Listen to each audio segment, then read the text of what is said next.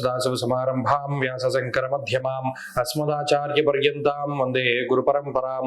జ్యోతిష్ శాస్త్రాన్ని భావితరాల వారికి ప్రసాదించిన ఋషుల యొక్క పాదపద్మాలకి నమస్కారం చేసుకుంటూ, అలాగే నాకు ఈ జ్యోతిష విద్యను నేర్పిన గురువర్యులు జ్యోతిష బ్రహ్మ కీర్తిశేషులు శ్రీ ఈరంకి సూర్యనారాయణమూర్తి గారు, సూర్య శ్రీ దైవజ్ఞ గారి యొక్క పాదపద్మాలకి నమస్కారం చేసుకుంటూ, ఓం శ్రీ మహాగణాధిపతి నమః, శ్రీ గురుభ్యో నమః, హరి ఓం. వీక్షకులందరికీ నమస్కారం. తులారాశి వారికి గోచార పరిస్థితులన్నీ మిశ్రమంగా ఉంటే ఈ గ్రహణ గోచారం వల్ల అత్యంత శుభదాయకమైనటువంటి ఫలితాలే కనబడుతూ ఉన్నాయి. లాభస్థానమందు ఎప్పుడైతే చంద్రకేతువుల యొక్క యుతి జరుగుతూ ఉంటుందో మనస్సౌఖ్యం సదానందం ఇష్టగృహ సుభోజనం అన్నారు. ఈ గ్రహణం వల్ల రాజయోగం పట్టేటువంటి తులారాశి వారు చాలా మంది ఉంటారు. అనుకోని విధంగా అవకాశాలు వచ్చి, ఇక్కడ నేను ఒక విషయం గమనించాలి, అందరికీ ఇది జరుగుతుందని చెప్పట్లేదు.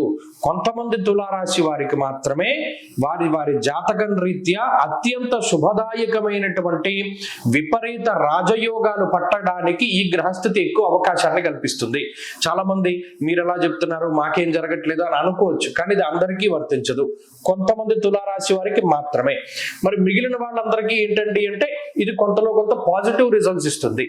అంటే కొంత సంతోషంగా కాలాన్ని గడపడానికి, మానసికమైనటువంటి ప్రశాంతతని పొందడానికి, ఉద్యోగపరంగా వ్యాపార పరంగా ఎదుగుదలని సాధించడానికి, అలాగే మీకు నచ్చినటువంటి విషయాలని ఫలానాది నాకు నచ్చింది అని మీరు బహిర్గతం చేయడానికి, మీ కుటుంబ సభ్యులతోటి కానీ, మీ ఉద్యోగంలో కానీ, వ్యాపారంలో కానీ చాలా స్వేచ్ఛగా ఉండడానికి, మీ యొక్క భావాన్ని వ్యక్తీకరించడానికి, అలాగే ఆర్థిక స్వేచ్ఛకి, మానసిక స్వేచ్ఛకి, వీటన్నిటికీ అవకాశం ఉంటుంది.